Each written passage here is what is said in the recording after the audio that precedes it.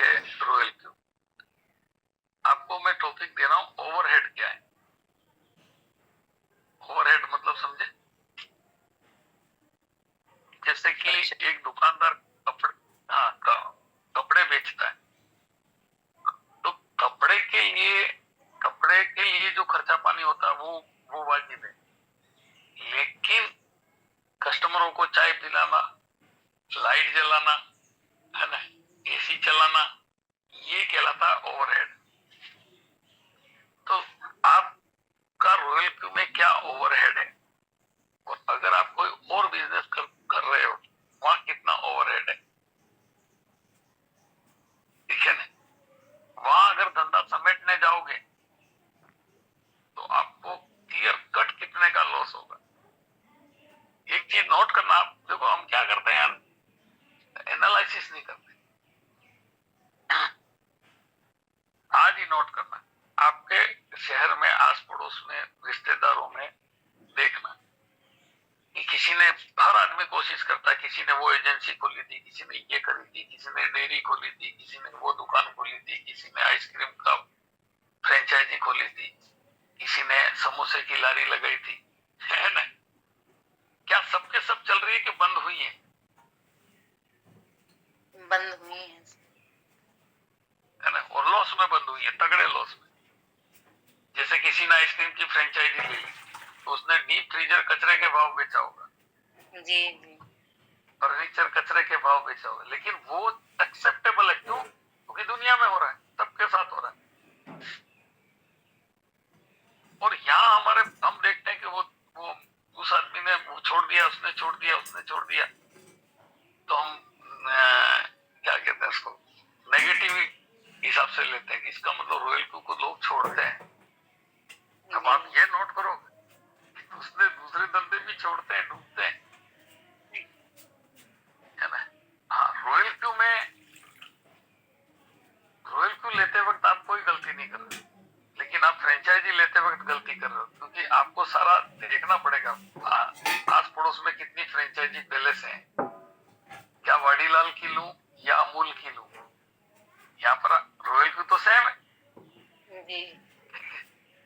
ये लेना गलत नहीं है, ये आपको बहुत सोच समझ के खोलना पड़ेगा।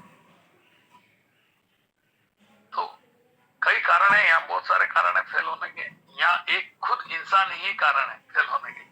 तो रॉयल क्यू में मेरे हिसाब से आपका सिर्फ ओवरहेड क्या है, टाइम। आपका टाइम खाता है, और क्या खाता है बताओ भाई। $120 तो दे दिए, वो तो क्या धंधा शुरू करने के लिए नहीं। मोबाइल का रिचार्ज आपसे ज्यादा आपका पड़ोसी कर रहा है, बोलो सही है कि नहीं?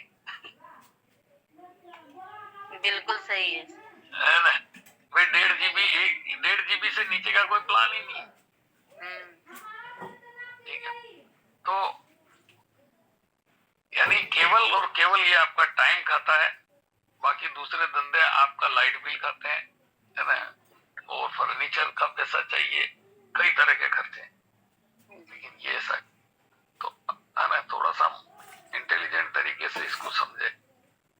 अब मेरा मूल आज की बात आपको ये बताने का क्या था, ये क्या खाता है, टाइम। और कोई हम नहीं देंगे, खत्म होगी बात। जी बिल्कुल। मेरे को अभी पता है कि मैं अभी किसी से पूछूंगा तो उसका क्या जवाब होगा, ये मेरे को अभी से पता है, मीटिंग के बाद। लेट क्यों आए, मतलब मुझे पता है कौन लेट आएगा, कौन मीटिंग में नहीं होगा, कौन क्या कर रहा है।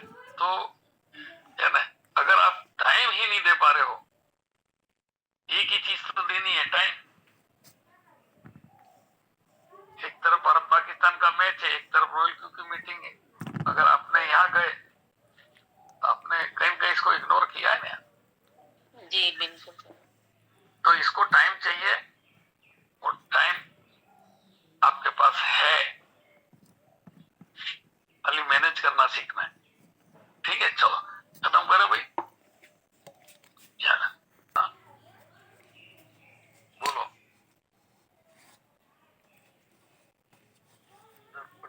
ग्लोबल पार्टनर, हाँ, एंटरप्रेन्योर,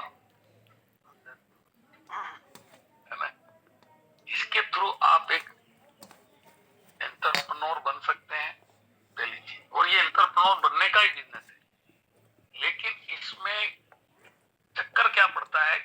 मेंटेलिटी वाले छूटती नहीं है, जॉब मेंटेलिटी नहीं छूटती, सेल्फ एम्प्लॉयड वाली हिंदी चोरी नहीं छूटती है।